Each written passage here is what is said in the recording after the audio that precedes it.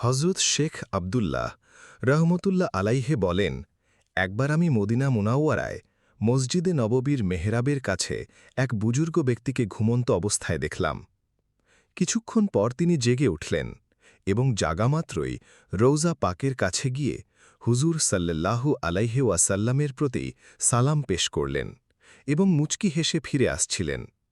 সেখানকার একজন খাদেম তার এই মুচকি হাসির কারণ জিজ্ঞাসা করলে তিনি বলেন, আমি খুবই ক্ষুধার্ত ছিলাম।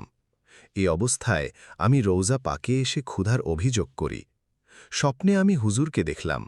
তিনি আমাকে এক কাপ দুধ প্রদান করলেন। আমি পেট ভরে সেই দুধ পান করলাম। অতঃপর সেই বুজুর্গ তার হাতের তালুতে মুখ থেকে থুতু ফেলে দেখালেন যে তখনও দুধের লক্ষণ ছিল। সবক: হুজুর সাল্লাল্লাহু আলাইহি ওয়াসাল্লামকে যারা স্বপ্নে দেখেন তারা সত্যিই হুজুরকে দেখেন, এবং স্বপ্নে হুজুর যেটা দান করেন সেটা বাস্তবিকই দান করা হয়। হুজুর আজও সেই রকম জীবিত যেরকম আগে ছিলেন।